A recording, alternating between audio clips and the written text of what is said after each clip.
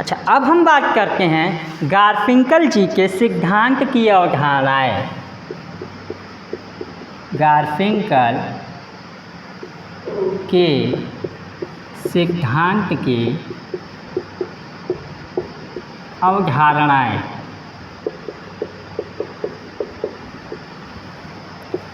अच्छा, गारफिंकल जी ने दिन प्रतिदिन की दुनिया में बोधगम्य रीति से समझने के लिए अपने महत्वपूर्ण 4 अवधारणाओं को प्रस्तुत किया है।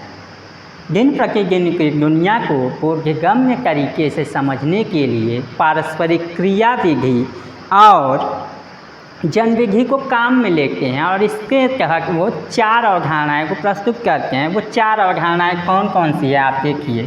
पहली अवधारणा इनकी है प्रलेखी विधि। इसे आप नोट डाउन करके जाइएगा, बहुत ही इम्पोर्टेंट ये सिद्धांतकार हैं। प्रलेखी विधि, प्रलेखी विधि documentary method.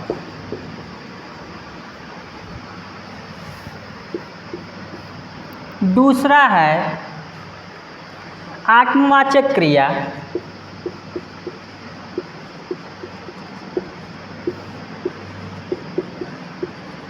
Means reflexive action.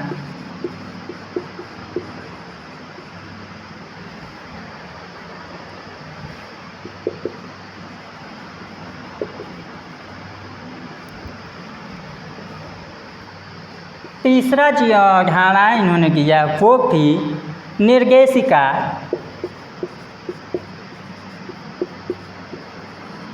एंगैक्सियलिटी।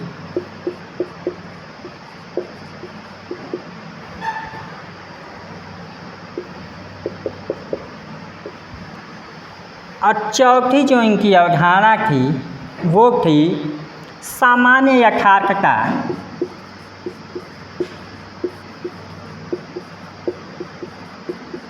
Means common reality.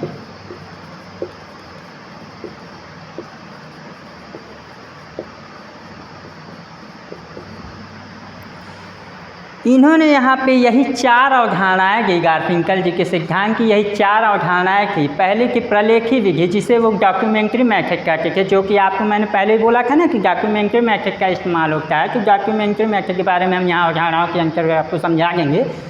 प्रलेखी विधि मतलब डॉक्यूमेंट्री मेथड। दूसरा था आत्मवाचक क्रिया रिफ्लेक्सिव एक्शन। और तीसरे की निर्देशिका मीन एंगैक्सियलिटी। और चौथा था सामान्य यथार्थ माने कॉमन रियलिटी। अब बात हम करते हैं, इसे आप नोट डाउन कर लीजिए।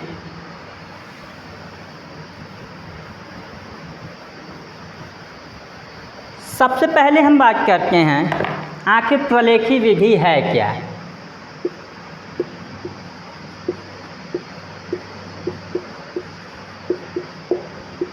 मीन्स डॉक्यूमेंट्री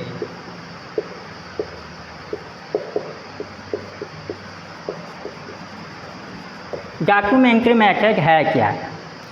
गारफिंकल महोदय जी जो थे प्रलेखी विधि को उस प्रक्रिया में लेते हैं जिससे उन्हें सामाजिक दुनिया स्पष्ट दिखाई देती है। इस प्रलेखी विधि के द्वारा स्थिति के तत्वों को वो लेते हैं, उसे परिभाषित करते हैं और उसके पीछे जो सामाजिक संरचना होती है उसका पता लगाते हैं। मतलब कि प्रलेखी विधि वह विधि है जो कुछ दिखाई देता है, वह एक प्रकार का दस्तावेज है। मतलब कि समाज में जो कुछ हमें दिखाई देता है वो एक प्रकार का डॉक्यूमेंट्री है, मतलब वो एक दस्तावेज है। इस दस्तावेज के पीछे कुछ वह प्रतिमान या संरचना है। इस प्रतिमान का पता इस बात से चलता है कि व्यक्ति अपने बातचीत में क्या करता है। ऐसा करने में समाज जैसा दिखाई देता है वैसा ही व्यक्ति अपने बातचीत में करता है। यही तो उनके अध्ययन का क्षेत्र है प्रलेखी विधि में, कि जो कुछ समाज में दिखाई देता है, जो व्यक्तियों के बीच में वार्तालाप है, क्या वही सच्ची दुनिया है, क्या यही तो अपने डॉक्यूमेंट्री मेथड में रखते हैं। गारफिंकल जी का कहना है कि प्रलेखी विधि कुछ न होकर व्यक्ति की अभिव्यक्ति है, और अभिव्यक्ति किसकी है? समाज की अभिव्यक्ति है। यही तो समाज की अभिव्यक्ति हुई ना। तो सामान्य रूप में अगर कहें तो कहना होगा कि व्यक्तियों के बीच में जो बातचीत में जो संदर्भ है वही प्रतिबिंब है। अब प्रतिबिंब किसका है? समाज का प्रतिबिंब है। यही ठीक डॉक्यूमेंट्री मेथड, प्रलेखी विधि जिसे कहते हैं। आगे बढ़ते हैं हम।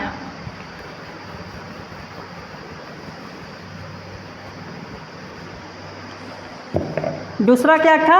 आत्मवाचक क्रिया।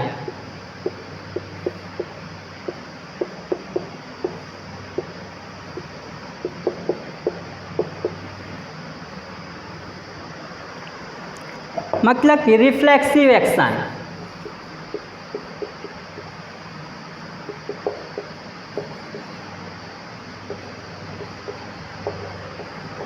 अब बात आई कि आत्मवाचक क्रिया क्या है। अच्छा, आत्मवाचक क्रिया जो थी ये इनके सिद्धांत की सबसे महत्वपूर्ण पार्ट यही है, आत्मवाचक क्रिया, रिफ्लेक्सिव एक्शन। ठीक है।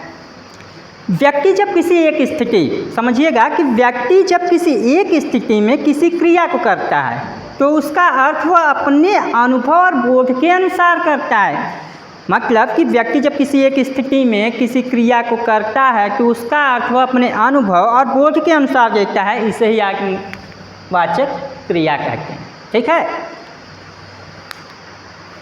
इसको मैं एग्जाम्पल के तहत आपको समझाना चाहूँगा कि जब व्यक्ति देवी देवताओं या अल्लाह को खुश करना चाहता है तो खुश करने के लिए, प्रसन्न करने के लिए वो कर्म कांड करता है, तो उसका वो क्या है? आत्मवाचक अभिप्राय ही तो है।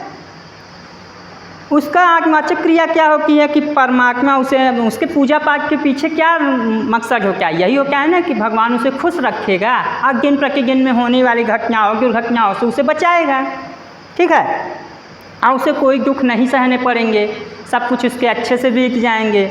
अच्छा, इतनी आत्मवाचक क्रिया, रिफ्लेक्सिव एक्शन इतनी ज़्यादा शक्तिशाली होती है उस व्यक्ति के लिए कि अगर उस जगह पे भगवान के बारे में कोई निगेटिव भी थॉट रखता है या कहता है कि अरे ऐसा कुछ नहीं होता है, भगवान की पूजा पाठ करने से क्या मिलने वाला है, तो वो उसकी इतनी प्रबल शक्ति होती है कि वो उस बात को नहीं मानता है और वो उसी तथ्य को लेके चलता है कि नहीं, ईश्वर है और उसकी अंतरात्मा का कि ईश्वर है, मैं अपनी श्रद्धा भक्ति से उस ईश्वर की पूजा करूँगा।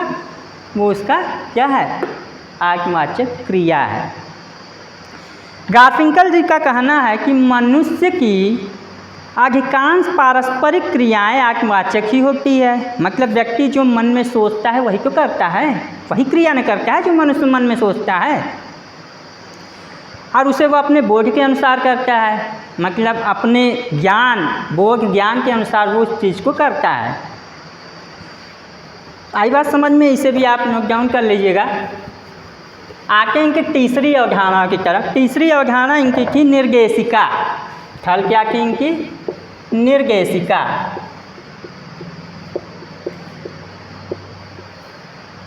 जिसे बोलते हैं इंडेक्सुअलिटी।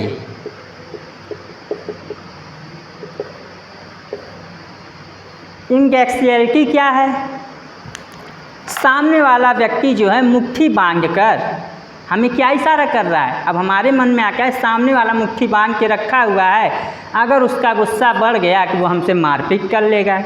यही तो इंडेक्सुअलिटी क्या है? इंडेक्सुअलिटी क्या है? इंडेक्सुअलिटी मतलब निर्देशिका यही है कि सामने वाले के हाव भाव, अगर वो प्रसन्न है तो हमें मिल जाता है उसका, वो क्या बोलते हैं उसको, उसका कॉमन चीज़ हमें मिल जाता है कि वो खुश है तो मतलब हमसे खुश है। अगर वो मुट्ठी बांधा है तो हम क्या तर्क लगाते हैं कि अरे यार अचानक से वो गुस्सा ना हो जाए, गुस्सा हुआ तो हमें मार पीट देगा। ठीक है। मुट्ठी कसना ही गार्फिंकल की अवधारणा में क्या है? निर्देशिका है। निर्देशिका वस्तु को समझने में बहुत सहायक होती है। निर्देशिका का मैं बहुत अच्छा एग्जाम्पल आपको आज़ादी की लड़ाई से दूंगा। ठीक है। गुजरात के खेड़ा ज़िले में किसान सत्याग्रह चल रहा था। अंग्रेज़ जो थे किसानों की ज़मीनों पे टैक्स लगा रखे थे। किसान सरदार वल्लभ भाई पटेल के नेतृत्व में चल पड़े। सरदार जी ने कहा कि भाई इतनी बड़ी हमारी ज़मीन है, एक बिकटे भर के बटुए में क्यों अंग्रेज लेकर जाएंगे नहीं हमारी इतनी बड़ी ज़मीन को, ठीक है।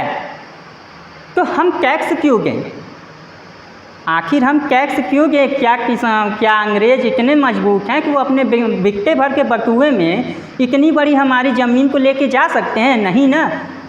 तो ये क्या था, एकड़ों में फैली जो ज़मीन थी वो बिकटे भर के बटुए में नहीं ले जा सकते। यही बात तो किसानों के लिए क्या थी, निर्देशिका थी, जो कि सरदार वल्लभ भाई पटेल के द्वारा दी गई थी। पटेल जी का इस तरह से भाषण देना किसानों के लिए निर्देशिका बन गई। आई बात समझ में? मुट्ठी कसना, मुस्कुराना या जैसे भी हाव भाव हैं वो निर्देशिका होती हैं, उससे हमारी समझ होती है कि सामने वाला व्यक्ति हमारे बारे में क्या सोच रखता है। चौथी बात आती है अवधारणा की सामान्य यथार्थता। सामान्य यथार्थता मतलब कि कॉमन रियलिटी।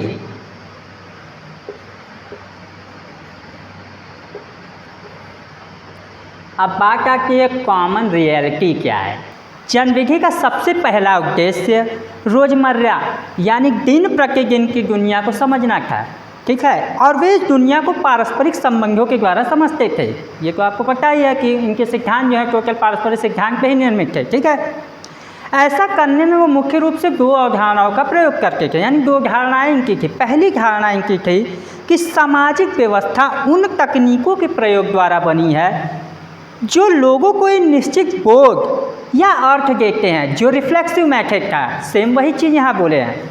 दूसरा यह था इनका कि जो कुछ वास्तविकता है वह उतनी महत्वपूर्ण नहीं है जितनी कि तकनीकों को समान रूप से समझने की है, ठीक है। इसे हम एक एग्जाम्पल के द्वारा आपको समझाएं कि जब बिहार के चौरी चौरा के सत्याग्रह चल रहा था तब लोगों ने आक्रोश में आकर थाने को जला दिया था। ये बात तो आपको मालूम है ना कि जब बिहार में चौरी चौरा का सत्याग्रह चल रहा था तो उस समय लोगों के मन में इतना आक्रोश था कि वो थाने को फूंक दिया, उस समय यानी जला दिया था। अच्छा, थाने को फूंकना उतना महत्वपूर्ण नहीं था जितना कि उस थाने के अंदर पुलिसकर्मियों का जलना था, क्योंकि मकसद कहीं ना कहीं उनका थाने को जलाना उतना महत्वपूर्ण नहीं था उनके लिए महत्वपूर्ण था उस थाने के अंदर जो पुलिसकर्मी मारे गए। गारफिंकल के यथार्थता के जानने के लिए यथार्थता को समझने की तकनीकी पर जोर देते हैं। यही उनके सिद्धांत की मूल अवधारणाएं थी, ठीक है। अब बात आती है गारफिंकल का जनविधि सिद्धांत। गारफिंकल का जनविधि सिद्धांत। अब आपको बहुत अच्छी तरह पता है कि प्रकार्यवादी संघर्षवादी सिद्धांतों के विरोध स्वरूप तो पारस्परिक सिद्धांत आया, ठीक है। सिद्धांतों की इन दो श्रेणियों में बहुत बड़ा अंतर यह है कि क्लासिकल सिद्धांत हो गया। क्लासिकल सिद्धांत का मतलब कौन? डोरखाइम, मैक्स वेबर और कार्ल मार्क्स। ये क्लासिकल सिद्धांत के जो आपको बताया मैंने कि बृहत समाजशास्त्री के, ठीक है। मार्क्स ने यह स्थापित किया, मतलब जो वो थे क्लासिकल जो सिद्धांतवादी थे उनका यह मानना था कि समाज ही सब कुछ है और वही व्यक्ति को बनाता, गढ़ता और तराशता है, ठीक है। इन दोनों विचारधाराओं के बीच की विचारधारा क्या थी? पारस्परिक क्रिया की विचारधारा, जो गारफिंकल जी के द्वारा की गई थी, ठीक है। इन क्रिया सिद्धांत वेत्ताओं में ब्लूमर, सूच, गारफिंकल ये लोग भी थे। आपको अच्छे तरह से ये समझाया मैंने। इन सूक्ष्म सिद्धांतवादियों का कहना है कि समाज या सामाजिक संरचना की किसी भी व्याख्या में व्यक्ति को नज़रअंदाज नहीं किया जा सकता। यह दिन प्रतिदिन रोज़मर्रा की दुनिया है, इसका निर्माण पारस्परिक क्रियाओं के द्वारा ही होता है। व्यक्ति जब दूसरे या कई व्यक्तियों के साथ पारस्परिक क्रिया करता है तो वह एक और सामाजिक संदर्भ का निर्माण करता है। क्या करता है? एक और वो सामाजिक संदर्भ में ही तो काम करता है या निर्माण करता है? अच्छा